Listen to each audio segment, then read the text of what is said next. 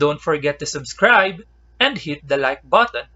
Also, check the last part of the video for you to know the next part or the next topic. Hi, good day. Welcome to our math class. Today's topic is about solving problems involving quadratic equation. So let's have our first example.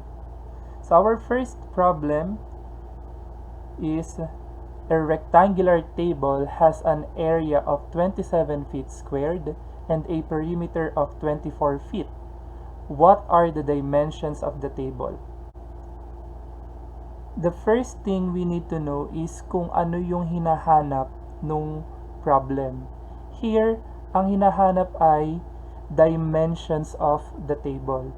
Ang tanong, ano ba kapag sinabing dimension? When we are asked to find the dimension of a thing, or for this problem, we are asked to find the dimension of the table. So we are asked to find the sides or the measurement of the sides of the table. So dimension meaning we are asked to find the sides or the measurement of the sides. In rectangle, so we have length and width. Ngayon, in-illustrate ko muna yung itsura nung ating figure. So since it's rectangular table, so dinrawing ko muna yung top view. So we have here the length and then the width. So ito yung pinapahanap sa atin. So dimension. So after that, let's try to look for the given in the problem. So we can use that in solving for the dimensions. So ang given dito ay area of the rectangle. So denoted as A, area. So which is 27 feet squared. And then another given na binigay is the perimeter. So let's have P for perimeter of the rectangle, which is 24 feet. So in the problem, ito lang yung binigay na given. So we have area 27 feet squared and then perimeter 24 feet. So paano natin mahanap yung side with these two given? Ngayon, let's write also the formula for the area of the rectangle and then the perimeter of the rectangle. So we can have a framework. So yun yung ima-manipulate natin later. So para makagawa tayo ng isang quadratic equation, and then once we have already the quadratic equation, so we can solve for it. So ang formula for the area, if you still remember, is length times width. So that is the formula for the area of the rectangle. And for the perimeter, we have 2 times the length or 2L plus 2 times the width or 2W. So for the perimeter, we have 2L plus 2W. Based on our given, ang area ng rectangle is 27 feet squared. So itong number na to, itong value, so we can substitute it here in our formula. So therefore, we can have 27. So dahil yun nga yung area natin is equal to length times width. So that will be our first equation. And then same thing with the perimeter. So we also have 24 feet. So instead of just writing P, pwede natin kunin yung value ng perimeter. So we can write that as 24. So which is the perimeter is equal to 2L plus 2W. So this will be our equation number 2. So equation number 1 is 27 is equal to length times width or LW. Equation number 2 is 24 is equal to 2L plus 2W. If we will go back to our previous topics, hindi tayo nagsosolve ng equation na kung saan merong dalawang magkaibang variable. So like 27 is equal to LW. So this one will be hard for us to solve. And same thing with this equation, equation number 2. 24 is equal to 2L plus 2W. So we have L and then we have W. So mahirap siyang isolve. Ang gagawin natin, we need to make it, or we need to present only one variable in an equation. Kasi kung isa lang yung variable, so it will be easier for us to solve for that equation. So ano ang kasunod nating gagawin para maging isa lang yung variable? So we are going to manipulate. Ngayon, we're going to manipulate the second equation. The variable L should be alone in one side. So let's isolate L. 24 is equal to 2L plus 2W. So for us to isolate L, so what we're going to do is to remove 2W and then to remove 2. But of course, we cannot remove them all at once. So kailangan natin i-remove one by one. Okay, now we have here 2W. So ito muna yung una nating tatanggalin. And to do that, we're going to subtract both sides by 2W. So we can cancel this out. 24 minus 2W is equal to 2L plus 2W minus 2W. So we're going to have 24 minus 2W. So nag-minus tayo dito.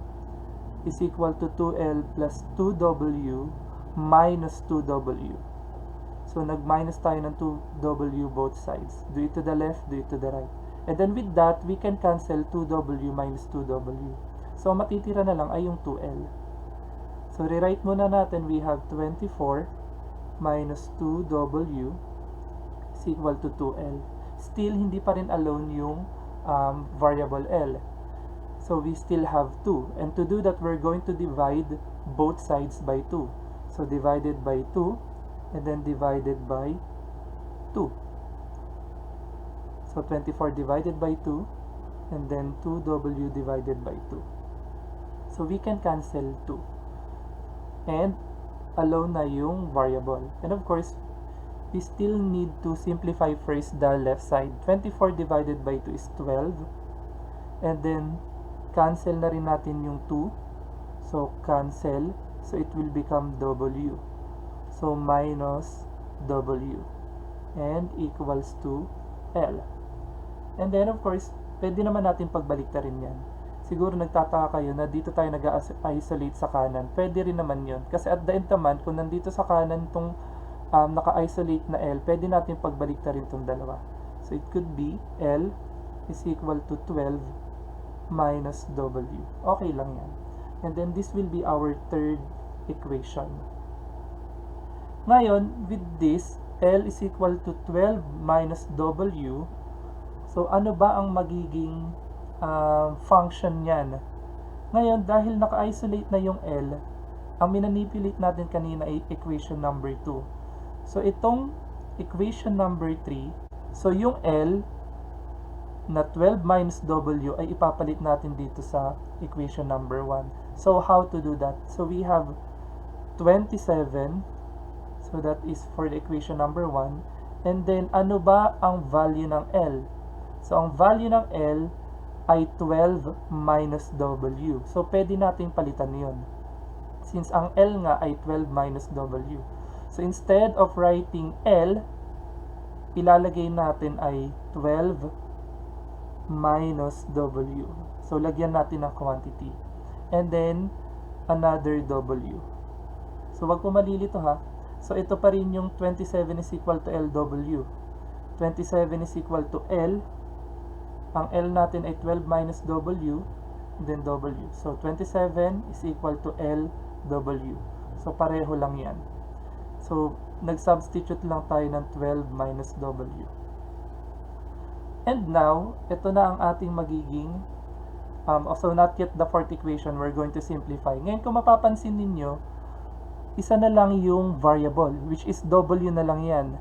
And then, kapag nag-solve tayo, so mas madali. Kasi isa na lang yung variable. Ito lang yung i-isolate natin later on. We're going to multiply first 12 minus W times W. Let's simplify. So 27 is equal to, so substitute or rather distribution lang yan.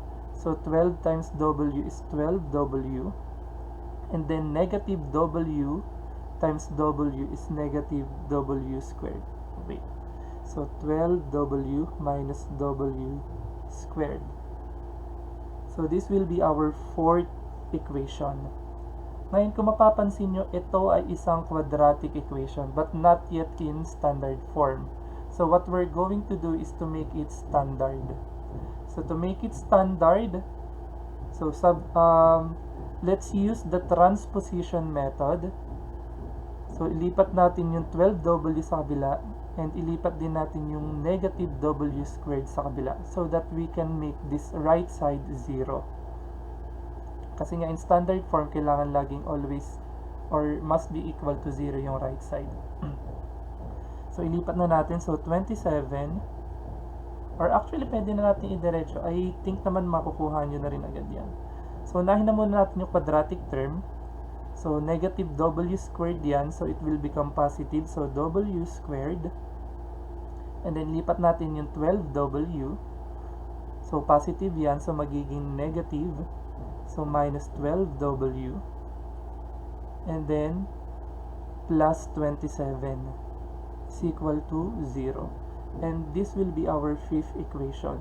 So ito yung pinakamahalagang equation na makukuha natin. Kasi ito yung panggagalingan ng ating solving. So fifth equation.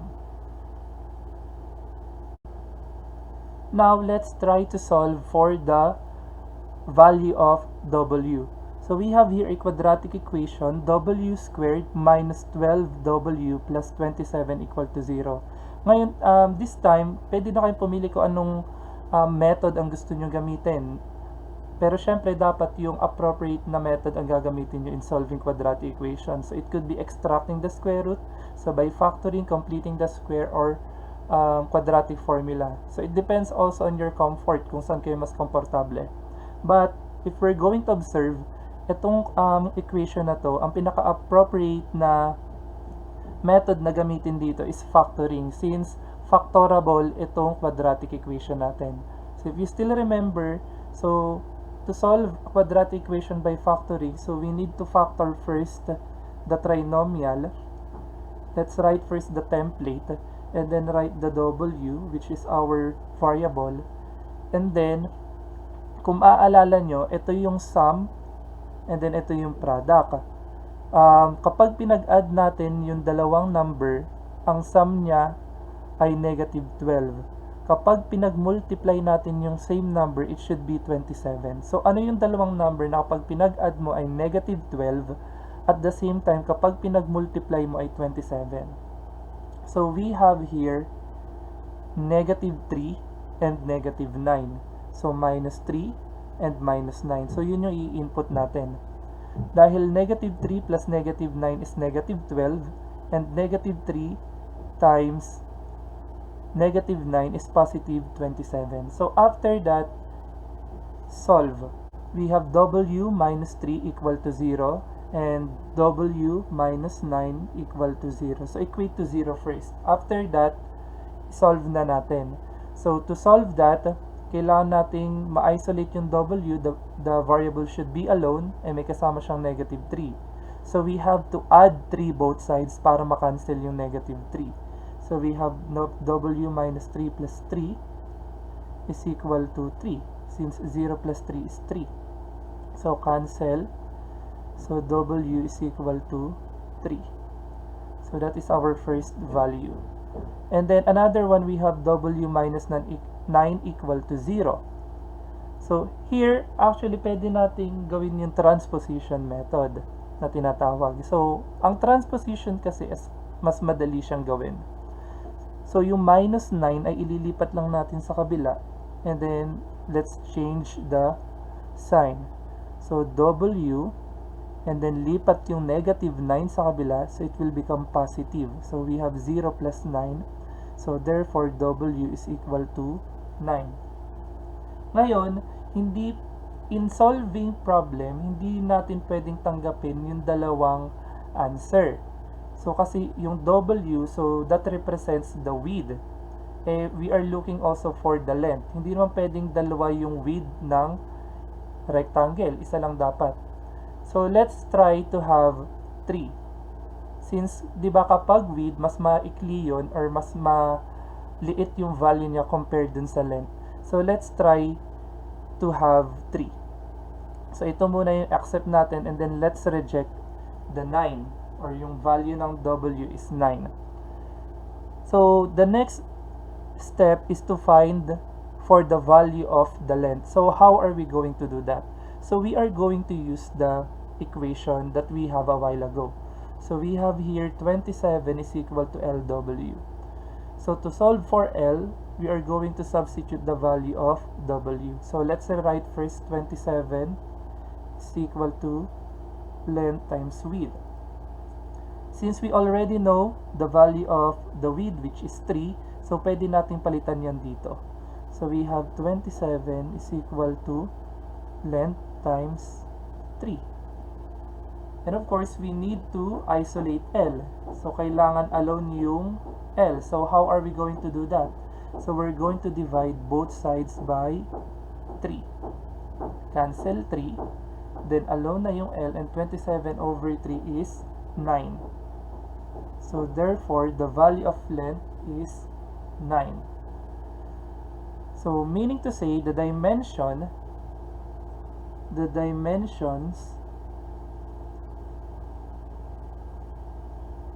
of the table are 3 and 9. And of course, don't forget to write the unit. So this will become 3 feet and 9 feet. So tandaan nyo po yun. Kasi kung 3 and 9 lang, so mali yun. Kasi kailangan may unit. Kung ano yung ginamit na unit, it could be centimeter, it could be inches, it could be feet, or meter. So kung ano yung ginamit na unit, dapat yun din yung ilalagay nyo. So 3 feet and 9 feet yung sagot.